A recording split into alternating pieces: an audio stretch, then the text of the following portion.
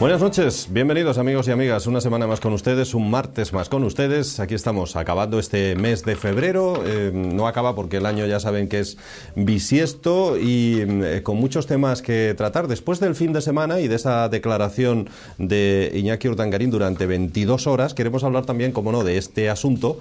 Después de ese, ¿se acuerdan cuando éramos pequeños que jugábamos aquello de pío pío que yo no he sido? Pues algo más o menos parecido ha debido decir el marido de la infanta doña Cristina, porque ha culpado de todo a su socio en ese Instituto NOS. En fin, vamos a hablar de eso, pero también de ese déficit que ha crecido en todas las comunidades, o en todas o en casi todas, podríamos decir. Madrid es la única región que ha cumplido el déficit. Algunas, como Castilla-La Mancha, como Asturias, estamos en la mitad, entre Madrid y Castilla-La Mancha, que es la que más ha sobrepasado ese límite de endeudamiento. El Estado dice que ellos han cumplido, que los que no lo han hecho son las comunidades autónomas. Bueno, a la que le ha costado su puesto un jamón y una botella de vino, esperemos que al menos el jamón fuera de pata negra y el vino pues un marqués de Riscal por lo menos, ha sido a la directora de vivienda del Principado. Cascos la ha destituido, dicen, por aceptar estos regalos de una de las empresas implicadas en esa trama de la Operación Marea. Nos referimos a Almacenes Pumarín. Bueno, vamos a hablar de eso y a ver qué opinan de todo esto nuestros invitados de hoy. Les presento Jorge Pardo, con nosotros, asesor de Izquierda Unida y con nosotros en esta tertulia habitualmente. ¿Qué tal, Jorge? ¿Cómo estás? Muy buenas noches. Bueno, ¿te asusta lo del déficit, eso que hemos sabido, o ya esto estaba previsto? Parecía que estaba cantado, ¿no? Y como estaba cantado, pues no nos asusta demasiado. Yo, sinceramente, bueno, el hecho de que hayamos acabado de 8,5 y por tanto hayamos quedado muy lejos del objetivo inicialmente previsto, del 6%, parece que asusta, ¿no? Es decir, sobre todo si nos empeñamos sobre todo si nos empeñamos en cumplir el objetivo marcado por la Unión Europea del 4,4, que es prácticamente imposible, ¿no? Hay una cosa que me sorprende, que es decir, es curioso porque todas las comunidades autónomas, o prácticamente todas las comunidades autónomas, han empeorado su situación de déficit respecto al año anterior. Asturias particularmente. El año pasado Asturias tenía un límite del 2,75% del déficit y estuvo en el 2,73%. Este año Asturias tenía un límite del 1,3% de déficit y está en el 3 y mucho por ciento, ¿no? Pero es que a 30 de junio tenía el 1,37%, es decir, efectivamente, a mitad de año había llegado al límite. Por tanto, lo razonable es que duplicara en torno al 2,6 ese límite de déficit. Sin embargo, estamos muy por encima de eso, ¿eh? Es curioso como un gobierno nuevo, que ha tenido muy poca capacidad de hacer cosas, incluso por la propia inercia de que un gobierno nuevo tarda mucho tiempo en coger la inercia. Ya no estoy planteando una crítica que podría plantearse, ¿no? Es decir, ¿cómo es posible que hayamos alcanzado el 3,8%? No me lo acabo de explicar, salvo, bueno, ya veremos, ¿no? Pero si en el debate surge cuáles son las razones. Pero sí, resulta curioso y preocupante, teniendo en cuenta que este año en el que estamos va a ser un año en el que tenemos que mantener ese 1,3%. Y parece que se va a ser mucho más exigente.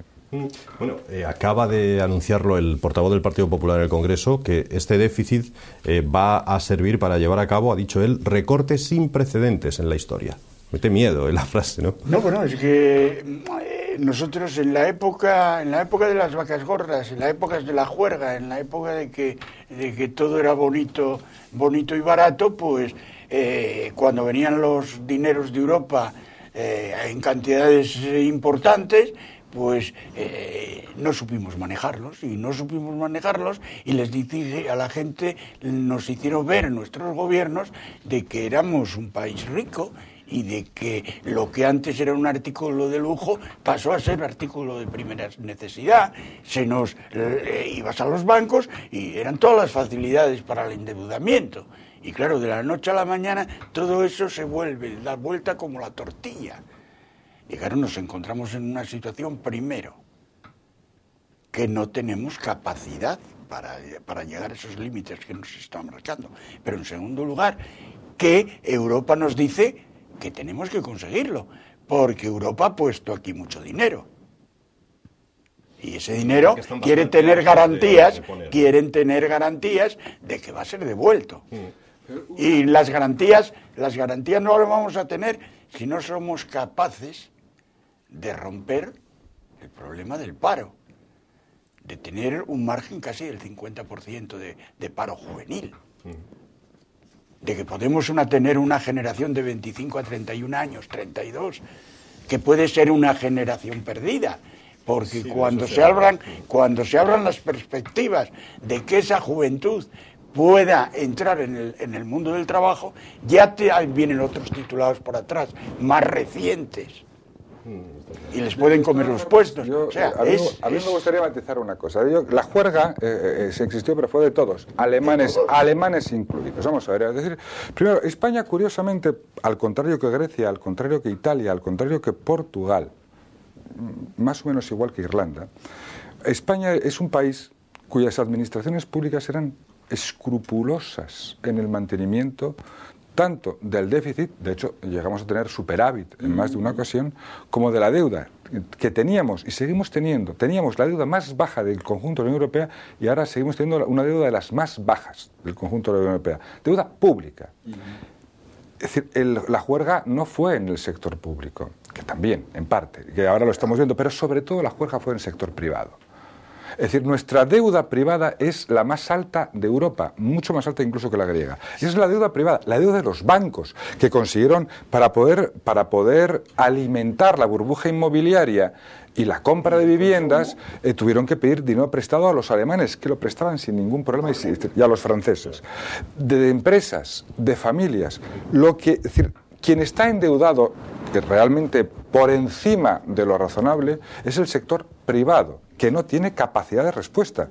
Quien está menos endeudado, aunque tiene déficits, y ahora habría que explicar por qué, es el sector público.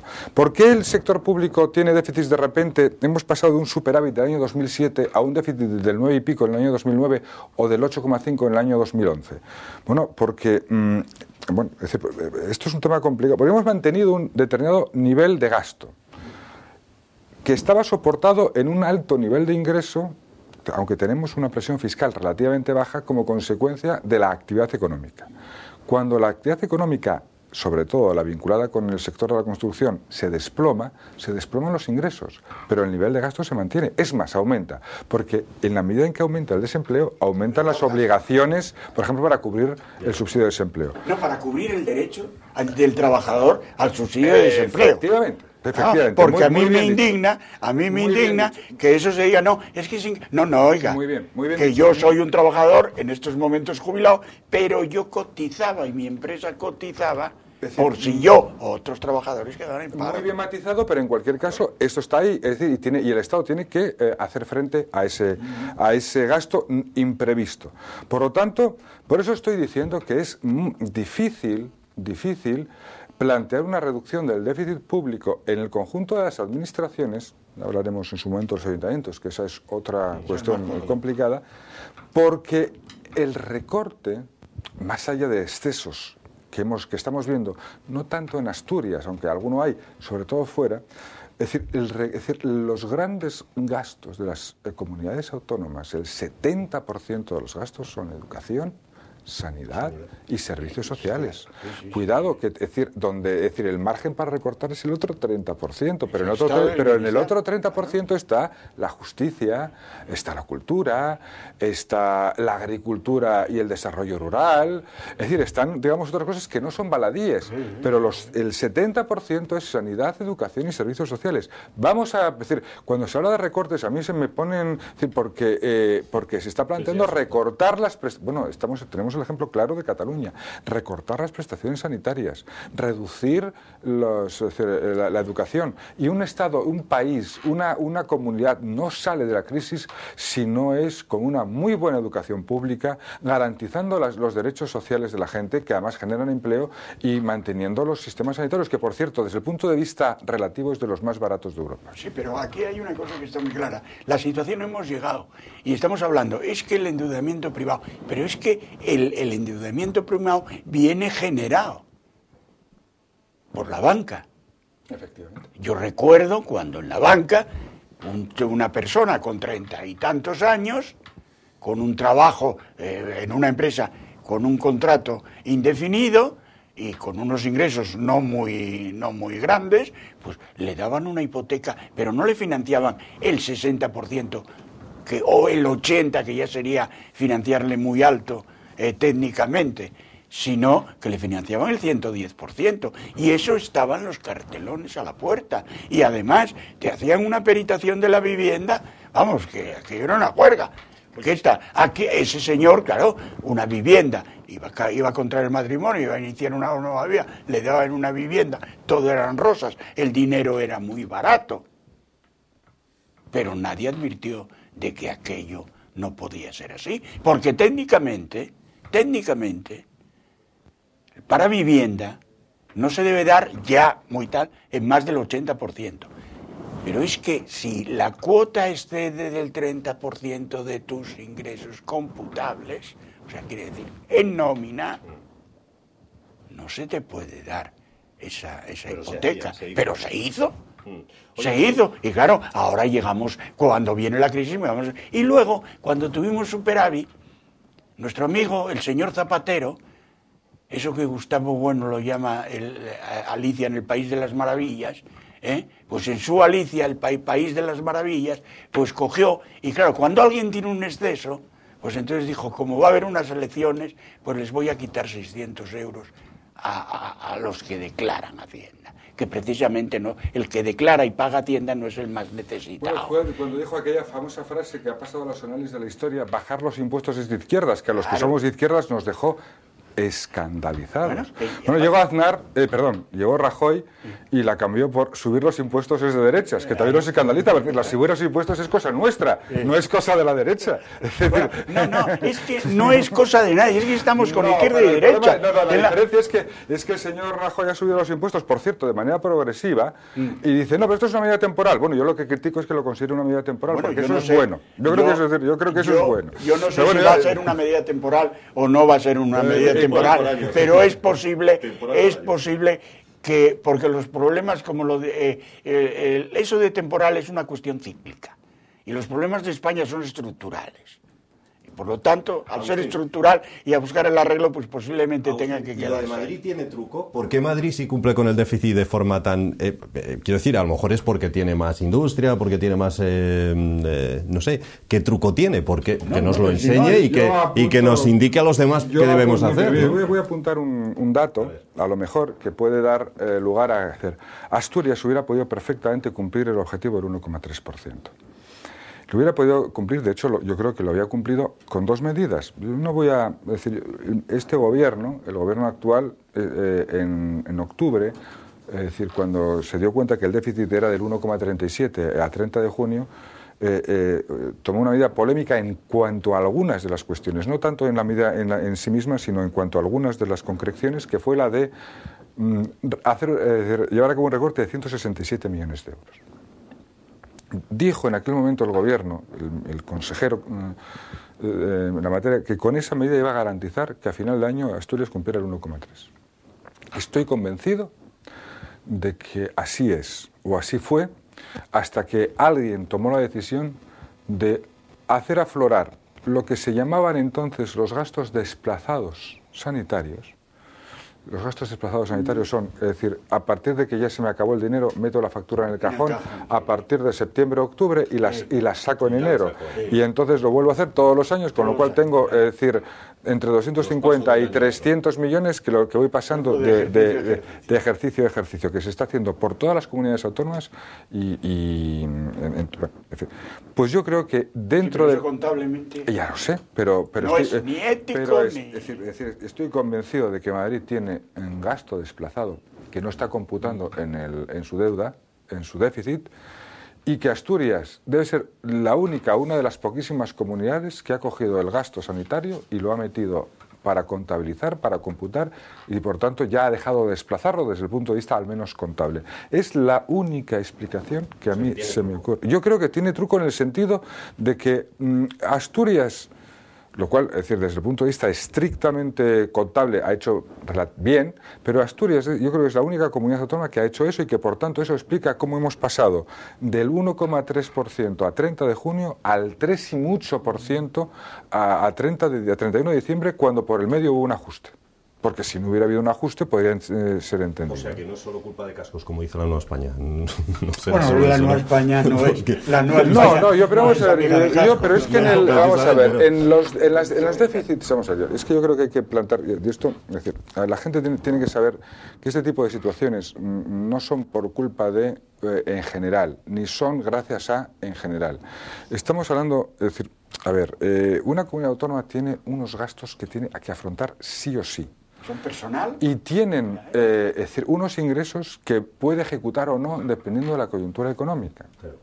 Hay algunas... Los ingresos son los que son también. Bueno, que no, pero a veces no, porque uno puede prever unos ingresos en función de una previsión de crecimiento que no se cumple, porque el crecimiento no se cumple. Que últimamente, en los 2-3 últimos años, hay una merma del 33%. Los ingresos del año 2011 estaban previstos sobre un escenario de crecimiento, me parece que era del 1,5%, que era el escenario que estaba previsto por el Gobierno, a partir del cual todas las comunidades autónomas elaboraron sus presupuestos de ingresos. El escenario final fue un crecimiento, si no recuerdo mal, del 0,7-0,8%, es decir, aproximadamente la mitad. Claro. Bueno, por lo tanto, el nivel, digamos, de ingresos no pudo ser exactamente el previsto, por lo tanto, ya tenemos ahí un desajuste. ¿Y ese desajuste es achacar a las comunidades autónomas? Pues no es achacar a las comunidades autónomas. ¿Por qué? Porque realmente las comunidades autónomas hacen los presupuestos, es decir, de acuerdo con o en función de las previsiones de ingresos o las previsiones de crecimiento que hace el Gobierno del Estado, que hace el Ministerio de Hacienda. Por lo tanto, decir, no, es que la culpa es viuda casi siempre, ¿no? Pero en este caso en concreto... Claro, pero en este caso en concreto... No tiene padre ni madre la viuda. Pero en este caso... No es viuda, es huérfana. Porque la viuda existe todavía. Tuvo un marido. Pero bueno, en cualquier caso, en este caso, porque nadie quiere casarse con ella, ¿no? Claro. Es decir, tuvo marido en su momento, pero ahora ya no lo tiene porque, en fin, prefirió suicidarse. Pero en cualquier caso, es decir, gracias a Foro, por lo que estamos en el nivel medio de déficit en relación con otras comunidades autónomas? La respuesta es no. ¿Es por culpa de Foro por lo que no hemos cumplido? Hombre, nos tienen que explicar por qué. El Gobierno nos tiene que explicar por qué.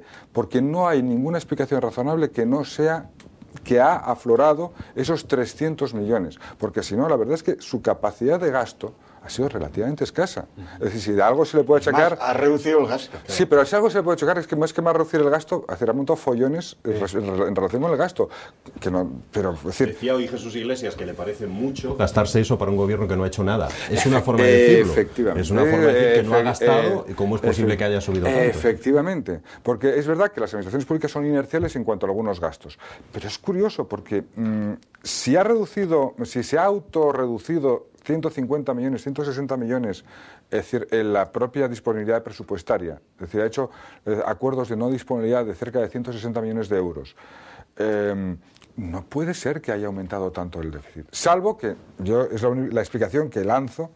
Esa. Y luego, en cuanto a Madrid, Madrid tiene el nivel de prestaciones sociales, el nivel de atención sanitaria y el nivel de educación más bajo de España, con lo cual, hombre, si hablamos Galicia, que está bien, Cantabria, que está bien, Castilla-León, que está bien, digo, por poner comunidades autónomas también del PP para que no se piense que estamos aquí haciendo, no, es que Madrid es muy especial, y no especialmente es un ejemplo que se pueda utilizar.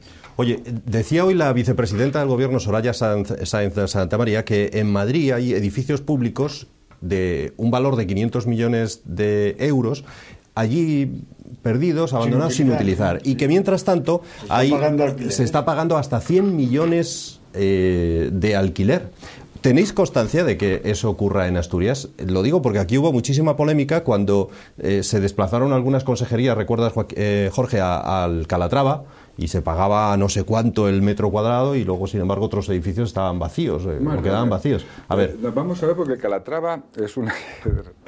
Calatrava es una operación... Sí, con ahí les hemos ocupado. No, efectivamente, es una operación, es decir, que parte de un acuerdo amistoso, muy amistoso, entre el presidente Areces y el alcalde, el señor de Lorenzo, con lo cual todo queda, digamos, es decir, en el consenso constitucional, ¿no? Por decirlo de alguna manera. No, pero el Calatrava es propiedad, no es exactamente propiedad del Principado de Asturias, pero los edificios de Calatrava se adquirieron por un periodo de 50 años, con lo cual, digamos que es como si fuera propiedad, porque no, al cabo de 50 años la propiedad pasará al Ayuntamiento de Oviedo, con lo cual tampoco es que...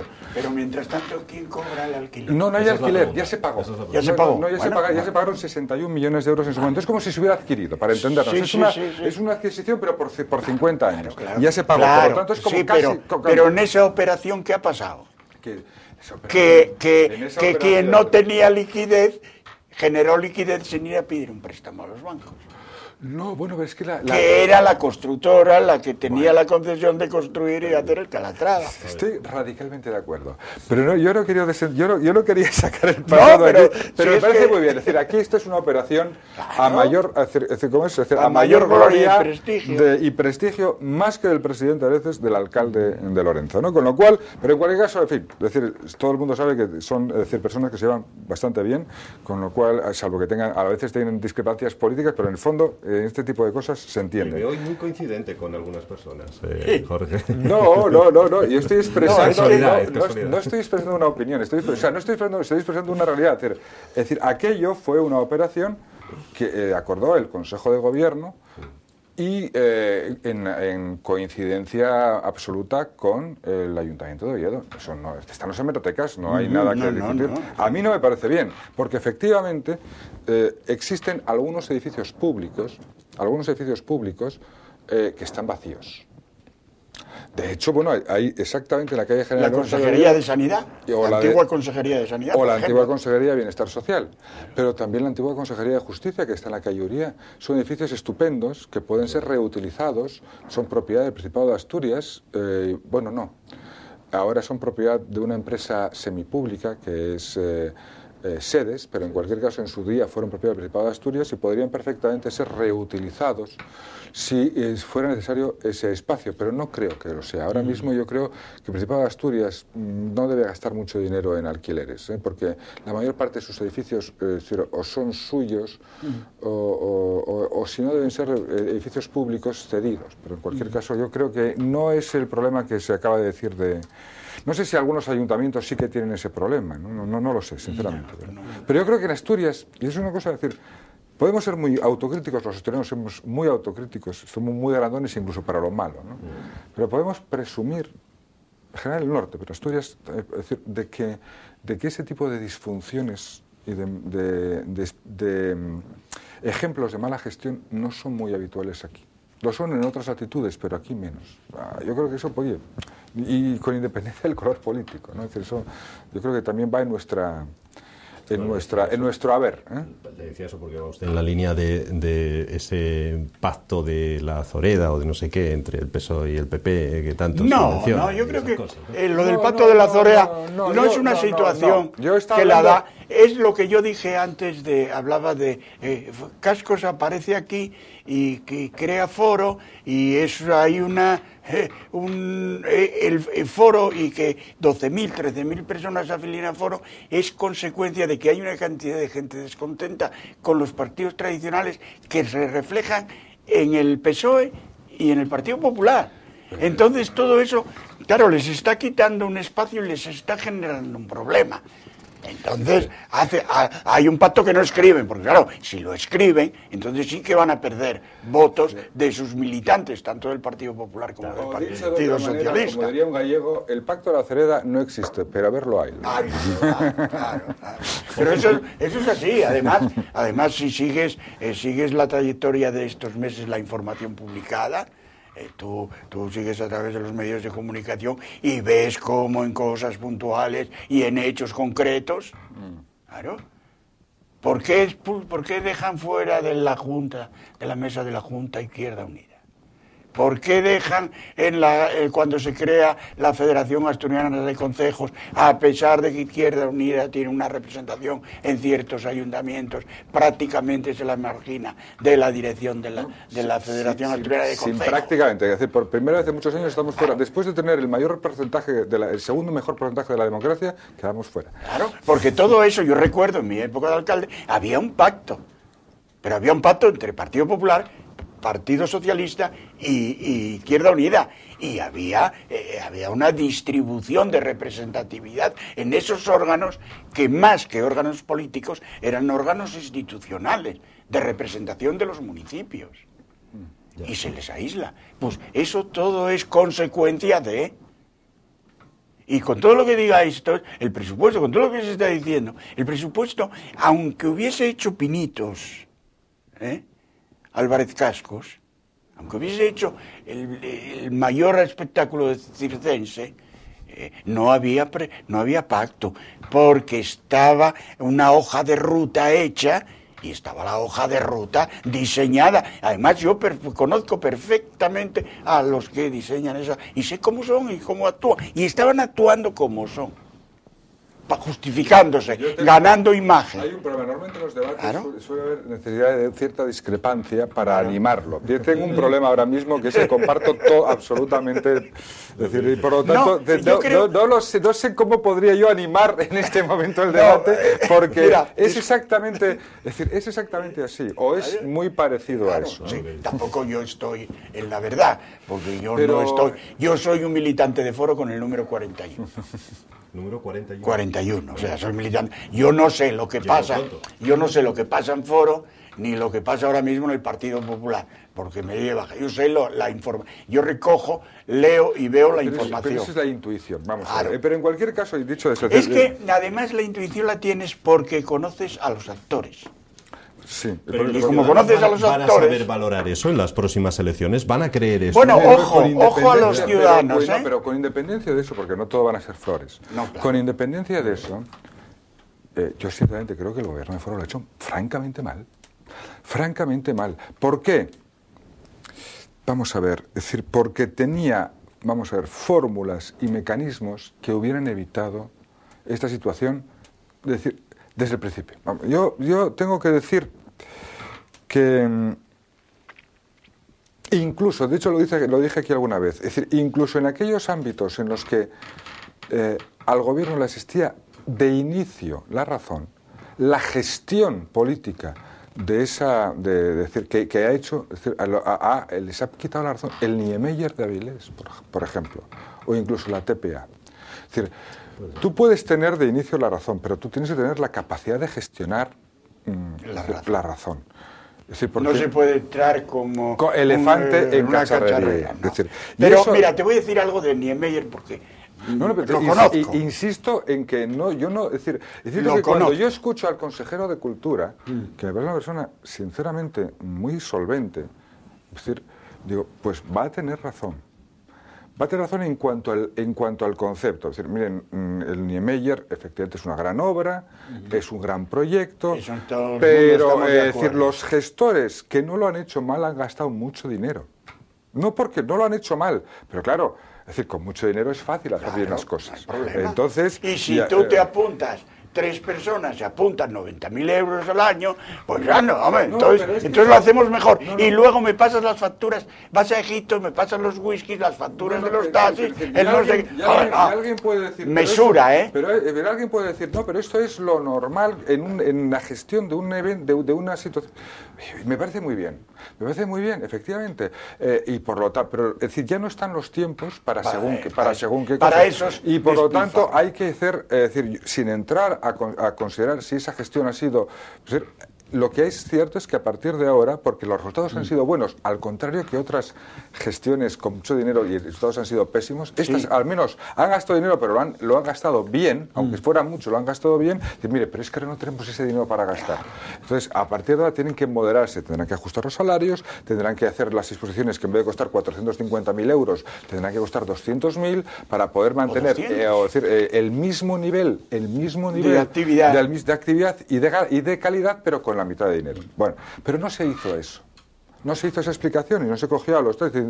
Y por cierto, se puede decir, puesto que el Niemeyer es un edificio que hemos pagado el 100% los asturianos, y puesto que el 70%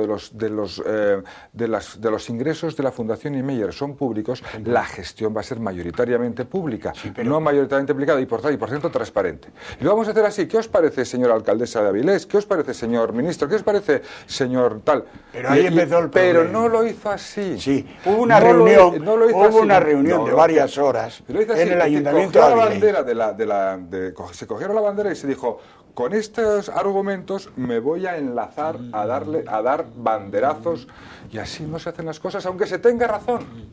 Que en este caso en parte se tenía, pero se perdió precisamente por la mala gestión, si se permite la expresión, yo sé que esto es políticamente incorrecto, pero por la gestión antipolítica que se hizo de este asunto, teniendo razón, que es lo que más fastidia. No, y lo que no puede ser es que en una fundación los patronos decidan, alguien presida la fundación y lo pongan en una peseta. Eso cambiaron los estatutos, porque los estatutos de inicio, que hizo Tinerés, si los tienes, pues preside el consejero de Cultura. Como es normal.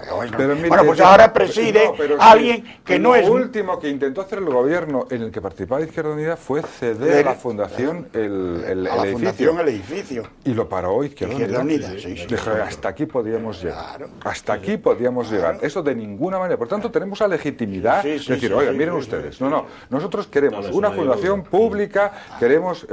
y por tanto vimos con simpatía, hay que decirlo así, con simpatía el planteamiento del consejero de Cultura. Hemos venido a temas regionales. Un jamón y una botella de vino, que decíamos antes, es suficiente motivo para que le cueste el puesto a la directora de vivienda que había puesto en el actual gobierno regional en su cargo.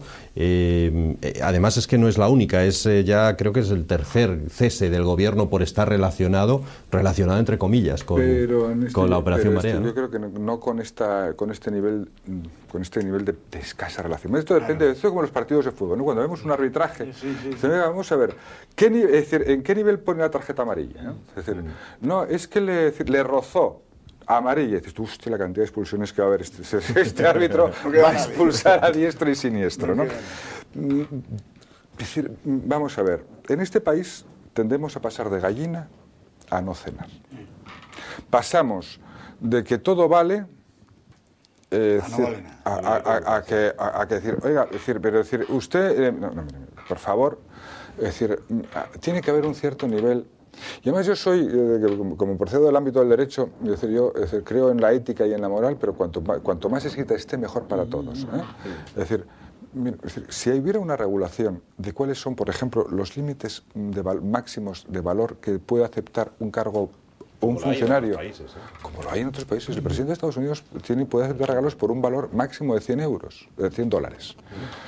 ¿Eso significa que tiene que rechazar los regalos que le lleguen de mayor valor? No, los acepta. Pero los acepta en nombre del pueblo americano y los deposita en la Casa Blanca, es decir, no para él, sino... Estoy pensando, por ejemplo, en... patrimonio público. Efectivamente. Por tanto, regulémoslo. Regulémoslo, así no hay problema. Usted puede aceptar un regalo de un jamón, esperemos que ibérico, y de 2 botellas de vino que podían tener un valor de en torno a unos entre 70, 80, 90, 100 euros.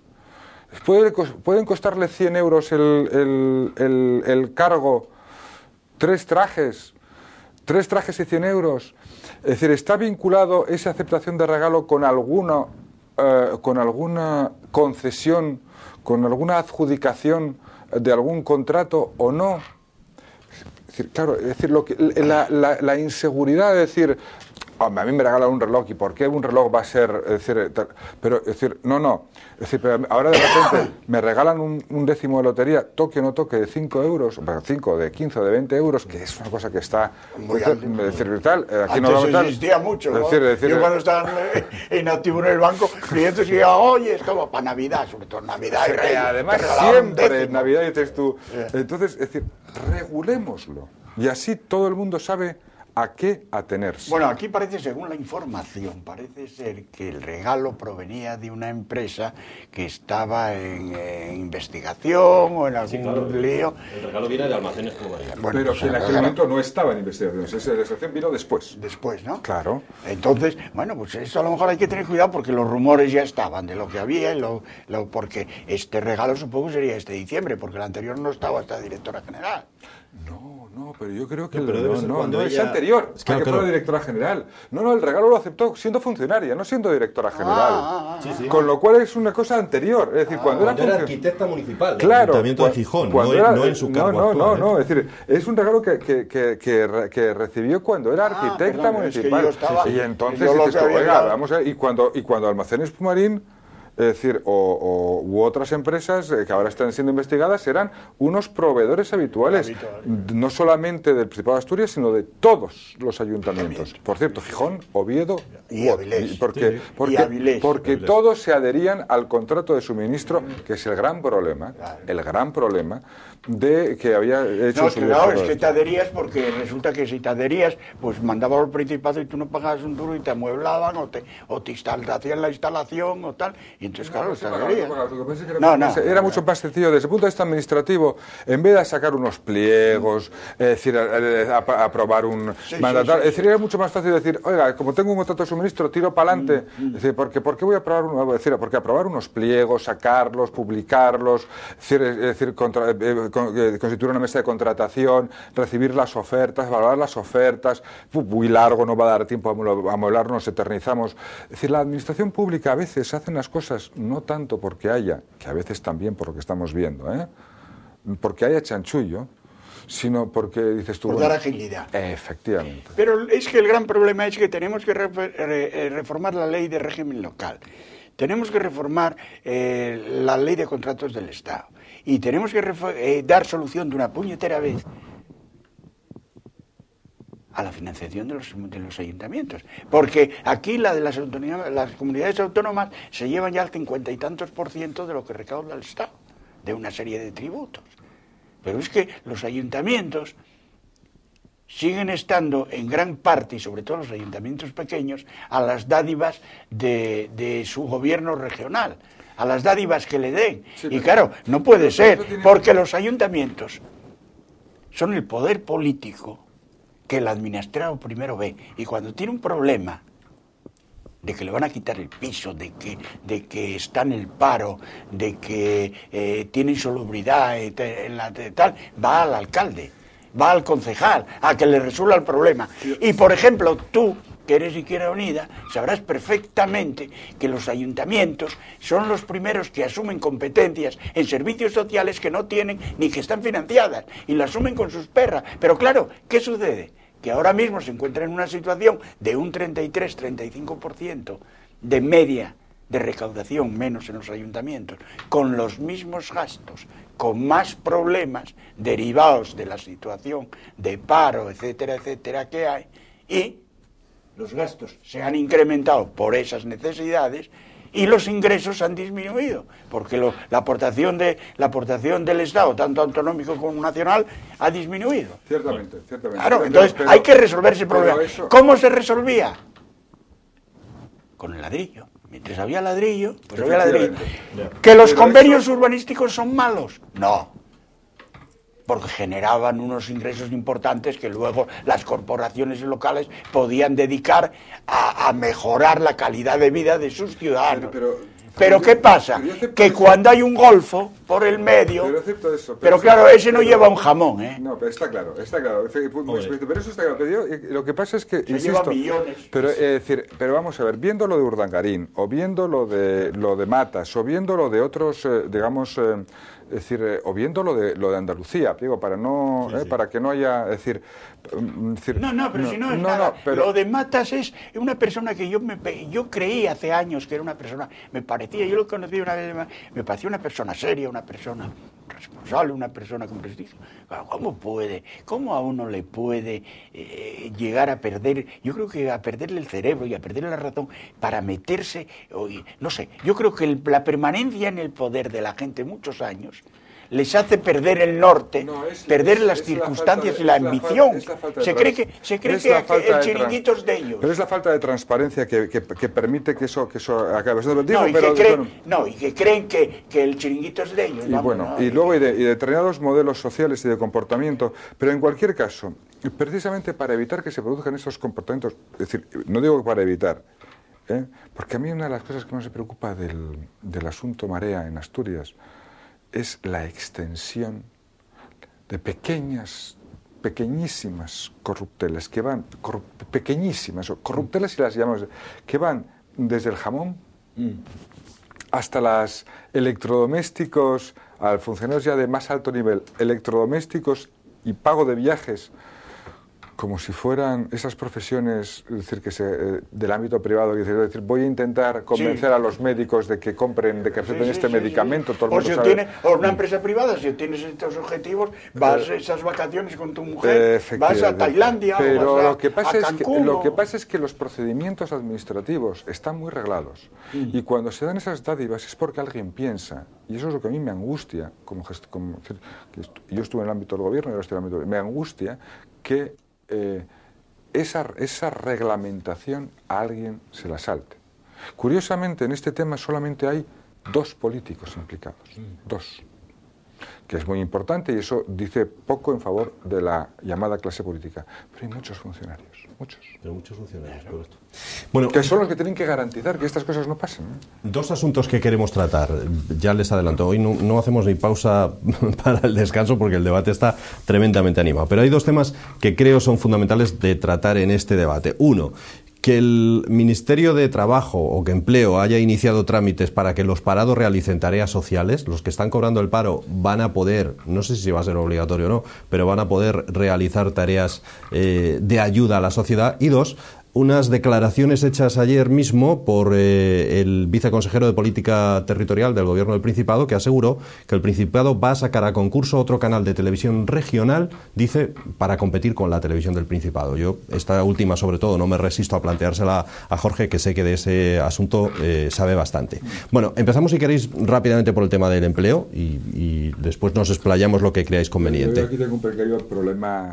Tengo un pequeño problema. Es decir, yo tengo que reconocer que la posición política de mi partido es muy es contraria a este planteamiento, es decir, muy recelosa respecto a este planteamiento, muy recelosa. Y de los sindicatos también es muy receloso este planteamiento. Yo entiendo ese recelo. Yo entiendo ese recelo porque es decir, en este país donde se refiere a lo de que los trabajadores de los parados, efectivamente. Es muy recelosa respecto a ese planteamiento precisamente por eso. Es decir, porque esto no es Alemania u Holanda, donde las administraciones públicas que gestionan esto saben perfectamente qué actividades hay que hacer para que en ningún caso esas actividades supongan, digamos, una interferencia en el mercado de trabajo. Recuerdo muchas veces esas polémicas sobre si la prestación social interfería en el mercado de trabajo, si el voluntariado interfería en el mercado de trabajo, cuando en ningún país civilizado de occidental, del norte, esas problemáticas se planteaban. Pero resulta que ¿por qué se planteaban en España? Porque de repente había, digamos, personas, entidades que gestionaban estas cosas que de repente decían, tú vas a hacer esto, pero eso no es mi tarea, pero si hago eso estoy quitando un puesto de trabajo. Eso es como cuando en la mili había que hacer de barbero, o había que hacer en fin, ese tipo de cosas, ¿no? Bien, por eso yo soy muy, es decir, yo comparto radicalmente los recelos que plantean los sindicatos en relación con este tipo de tareas. Los comparto. Y da un poco de miedo. Sin embargo, la filosofía, el planteamiento, la filosofía que está detrás, yo la comparto. Para entendernos, si esto fuera Holanda no tendría ninguna duda. Lamentablemente esto no es Holanda. Bueno, pero yo creo que en principio esto es una idea. Yo creo que la idea tiene que desarrollarse y el desarrollo de la idea tendrá que plasmarse en una regulación que no dé lugar a... pero para mí, a un trabajador. Claro, pero para mí hay algo que es importante y que ahora mismo desgraciadamente estás observando en la sociedad y estás observando sobre todo en los chavales jóvenes. Estás observando, existe una desgana, una mentalidad de que el futuro va a ser negro, de que la puerta no se va a abrir y que no hay soluciones en chavales jóvenes, en jóvenes. Entonces, a lo mejor una actividad que además pueden hacer porque el joven es más solidario que éramos. Esta generación de ahora son más solidarios en términos generales que se era antes, porque tienen más formación y porque tienen otros principios y se educaron de otra manera. Y esta solidaridad les puede llevar a que esa actividad les hagan sentirse que sirven para algo. Que sirven para algo, o sea, que no son elementos que están quitados de la sociedad, de la actividad, y que entrar les va a ser muy difícil. Hay una cuestión, a mí lo que me parece es que, con independencia de la idea, es decir, yo creo que la idea está planteándose en un marco muy inadecuado, después de lo de Letonia. Perdón, de lo de Letonia no, de lo de Laponia. Laponia, sí. Sí. Sí. Después de lo de Laponia, y que además es ingestionable. Vamos a ver, el problema es, si esta fuera una sociedad de 1 millón de parados, con un índice de desempleo del 4,5, el 5%, donde además diríamos que el desempleo ni siquiera sería estructural, sino puramente coyuntural, y entonces, bueno, usted es ciudadano, está cobrando una prestación. Es decir, dentro de poco tiempo va a incorporarse nuevamente al mercado de trabajo. Durante el tiempo que cobre esta prestación, eche una mano. Mire, es decir, aquí nieva mucho, hay que echar sal, hay que coger la pala para limpiar las aceras de las ciudades. Es usted, hay que decir, efectivamente, es usted, ya sé que es usted ingeniero, que está en paro, pero a usted no se le caen los anillos por hacer esa actividad ciudadana, porque está acostumbrado, porque está en un modelo de sociedad distinto. En este país, con 5,5 millones de parados, eso es ingestionable. Es decir, es que el problema es que decir, no, es que va a tocar por sorteo quién va a hacer cosas y quién va a hacer cosas porque yo creo porque que eso no es posible. Yo eso más bien lo creo como voluntario. Incluso yo más lo aplicaría. Éxito, vamos a ver. ¿Tú crees que va a haber gente que lo haga, que diga, venga, yo vale, dame una pala, a ese hombre que le dan esa miseria, o sea, esa limosna de 425 euros...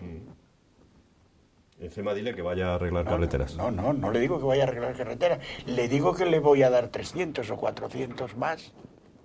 Y en convenios con ayuntamientos, con entes locales y autonómicos, que vaya a generar una actividad para la sociedad. Pues puede ser. Hoy, y además lo voy a decir aquí porque se lo escuché en el tren, viniendo en el tren a unas señoras que lo comentaban, que estaban comentando este tema, decían, coño, es que los pueblos están abandonados, están olvidados, no hay cunetas, cuando llueve y si llueve fuerte lo lleva todo por delante, porque nadie prevé que tal. Bueno, pues esa actividad puede ser, y a ese señor le estás ayudando a mantener su casa y está haciendo un bien para la sociedad. Y puede ser voluntario, no obligatorio. Yo soy escéptico, pero me gustaría no serlo. Porque es verdad que antiguamente... Es complicadísimo, esto es complicadísimo. Antiguamente, sobre todo en Asturias, además en Asturias que conocemos perfectamente esta situación de desatención de las zonas rurales, de las pistas. Antiguamente, es decir, todas las pistas forestales se arreglaban por la comunidad a través de las estaferias. Es decir, a través del trabajo obligatorio, socialmente obligatorio, por decirlo de alguna forma, de la propia comunidad, ¿no? Porque va a ser una figura jurídica propiamente asturiana, ¿no? Esto se acaba, o sea, ahora ya no existe, ahora digamos que o es la administración pública, normalmente la comunidad autónoma, porque los ayuntamientos no tienen esa capacidad, la que arregla eso, o directamente no hay capacidad para arreglarlo. A mí me gustaría avanzar en un modelo social y ciudadano en el que eso fuera posible, se recuperara y por tanto esa conciencia cívica y se dijera, bueno, tenemos a un grupo de personas, me da igual que sean parados, me da igual que sean estudiantes, me da igual, es decir, que el Estado, es decir, entendido el Estado como sociedad organizada, dice, bueno, pues ahora vas a devolver una parte de los beneficios que la sociedad que el Estado te va a dar, ¿no? En cuanto a educación, en cuanto a sanidad, en cuanto a becas, en cuanto a prestaciones, las que sean. Me temo que las cosas van justo en el sentido contrario, en reducir prestaciones, en reducir becas, en reducir salarios, es decir, pero a mí ese modelo social que está detrás, no de la propuesta, me temo, sino del ejemplo del que se pretende copiar, es un modelo social al que me gustaría acercarme, ¿no? Pero ese no es, me temo, tengo la sensación de que ese no es, esto está más cerca de decir, no te vamos a dar un empleo en Laponia porque Laponia está muy lejos y es muy frío, pero te vamos a dar una especie de subempleo aquí por 700 euros o 800 euros. Y eso es lo que a mí me preocupa, porque eso es la perversión de la idea del trabajo social, para entendernos, el trabajo cívico, es decir, que remunera la atención que el Estado presta.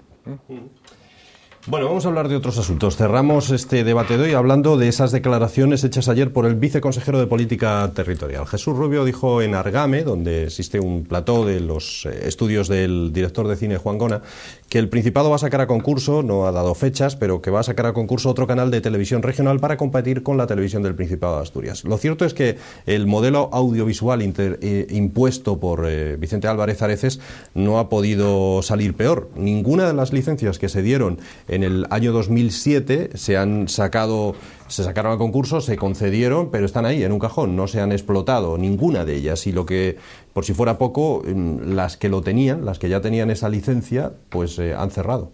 El panorama no puede ser peor. Es necesario la concesión de nuevas licencias, es necesario que aquellas que no la explotan se les retire y se vuelvan a sacar al interés público, a quien lo quiera, a concurso público, ¿no? Me parece a mí, Jorge. Yo en este tema voy a permitirme ser un poquito, pero solo un poquito liberal. Lo justo. Yo no soy... Viene hoy que no sé qué le van a decir en Izquierda Unida después de ver este debate. En Izquierda Unida, es decir, somos libertarios. Es decir, que es como ser liberales, pero ser liberales, pero con un planteamiento de un modelo de sociedad justo y equitativo. No, es decir, voy a ser un poquito liberal en este asunto. Vamos a ver, pero un poquito liberal porque en su momento se determinó que había la necesidad de que hubiera un canal público de televisión. Pero se determinó también que junto con ese canal público se diera la oportunidad de que convivieran canales privados, tanto en el ámbito autonómico como en el ámbito local. Todos, desde tantos cuantos el mercado, por decirlo de alguna forma, pudiera absorber. Bien. En ese sentido se hizo un concurso de licencias, y se hicieron una serie de concesiones polémicas. Se recuerda perfectamente bien porque, fueron muy polémicas, porque decir, oye, ¿por qué? De 4 canales posibles, se reservaron 3 para la Administración del Principado de Asturias y solo 1 para el ámbito privado. Pero ese 1 se adjudicó a una empresa que no pudo cumplir, que no pudo salir adelante. De hecho, esa empresa quebró. Y esa empresa quebró porque además se produjo en el año 2007, que fue un año muy complicado desde el punto de vista, a partir del cual 2007, 2008, 2009 y todavía hoy, en estos momentos, es decir, la situación de los medios de comunicación es catastrófica. Están cerrando, tanto audiovisuales como escritos. Están cerrando. Bien. Pero lo cierto es que hay, empresarios de la comunicación que dicen, a mí me gustaría apostar por abordar un proyecto empresarial de audiovisual en Asturias. Es decir, yo, teniendo en cuenta que yo creo que hay que garantizar un medio público de comunicación, en este caso la RTPA, me parece elemental que se permita que haya también otros medios privados que puedan perfectamente participar. Pero es que yo creo que es una cuestión elemental, es decir, oiga, pero vamos a ver, mire usted, es decir, siempre que se regule lógicamente todo este asunto de las TDTs y de los programas tecnológicos, oiga, ¿usted quiere? Pues ahí es su dinero. Allá usted, es decir, ¿va a tener una viabilidad económica? Sí, perfecto, bendito sea Dios. ¿No la va a tener? Mire, ¿asume usted el riesgo? Pues problema suyo. Pero yo no, es que creo que esto es una cuestión elemental y por eso en este tema me permito ser un poquito liberal. En otros temas no, porque para eso uno es de izquierdas y además lo lleva muy a gala.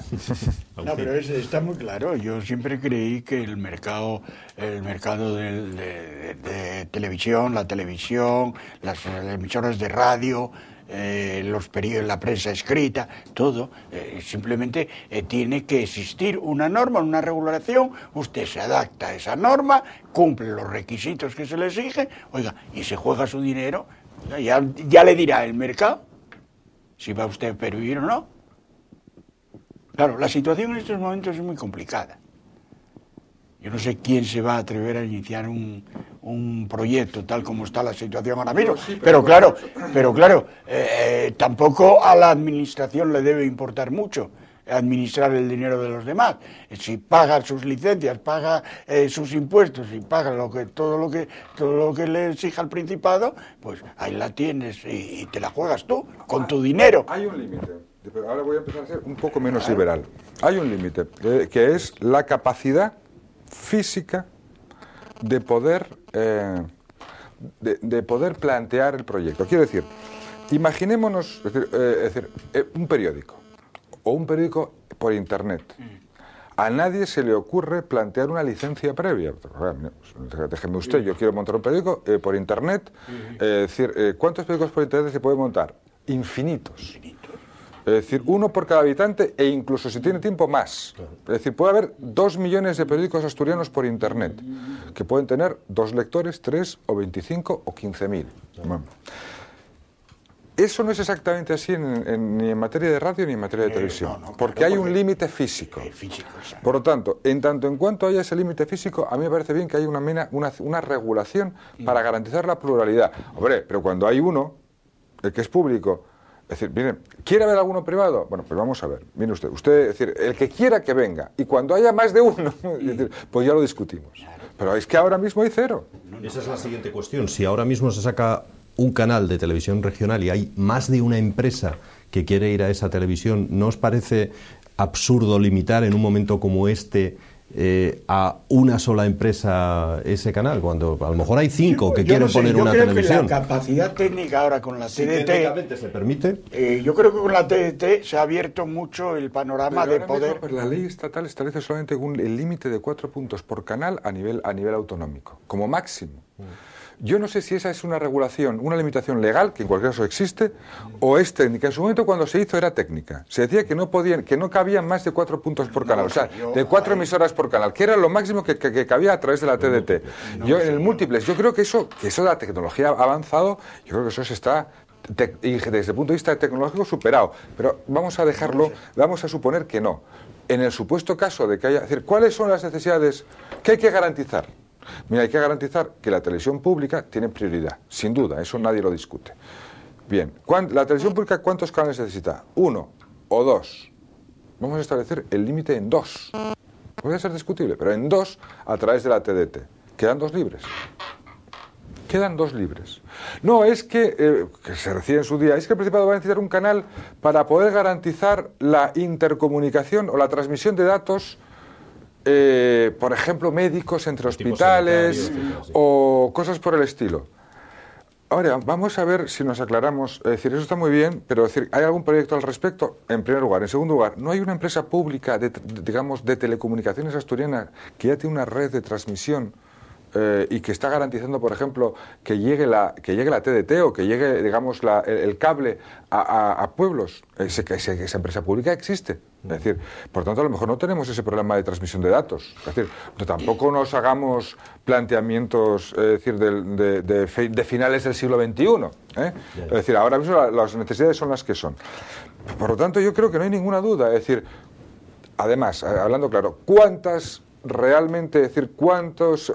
empresarios van a plantear un proyecto audiovisual serio, solvente, que necesariamente va a perder dinero, al menos durante un periodo de tiempo relativamente grande? No creo que haya más de 1 o de 2.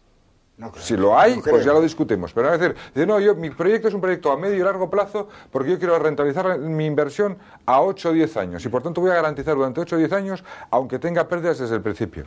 Bueno, pues mire usted, es decir, bendito sea Dios, genera usted empleo, genera usted efectividad económica, compite usted con una televisión pública que también hay que apoyar, porque es decir, cumple una función social y no hay más que discutir. A mi juicio, yo es que creo que el tema es tan fácil y tan claro. No vais a permitir que barra para casa, pero después de 10 años emitiendo moralmente, esta televisión no se merece eso, una forma de subsistir, una licencia. A mi juicio sí. Pero usted eso ya lo sabe, que esa es mi opinión. Es una pregunta casi retórica, sin necesidad de contestación. Sí. Agustín, lo último que quieras decir sobre esto. Nada, simplemente decir que, bueno, a ver si vienen mejores vientos, pero yo veo que los vientos están con nubarrones. O sea, el sol nubes, además, sí. Trae mucha nube y lo que no traen es agua, traen mucha polución, mucha contaminación en la ciudad por la falta de agua. Y esperemos a ver si esto poco a poco... Permíteme solamente decir, para rebatir ese pesimismo que a mí me preocupa, que cite a un pensador marxista muy clásico, que era Antonio Gramsci, que decía que frente al pesimismo de la razón hay que contraponer el optimismo de la voluntad. Yo creo que podemos, entre todos, salir adelante.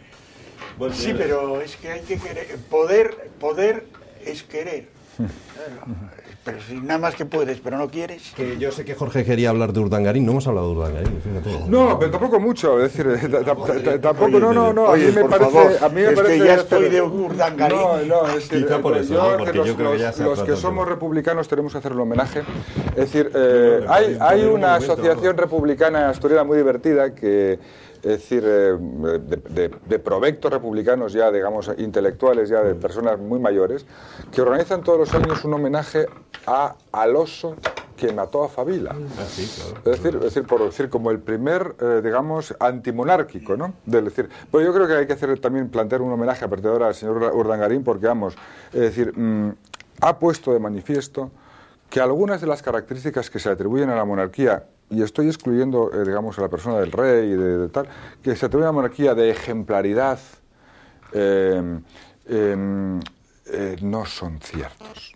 Deberían serlo, pero no son ciertos. Efectivamente, hay una cuestión que está muy clara. Es decir, la monarquía se caracteriza porque es, digamos, la luz que guía, digamos, la conducta ética, moral de un reino. Cuando eso no pasa, y hace mucho tiempo que no pasa desde el punto de vista republicano, pero desde el punto de vista de los ciudadanos, cuando eso no pasa no tiene ningún sentido, a mi juicio.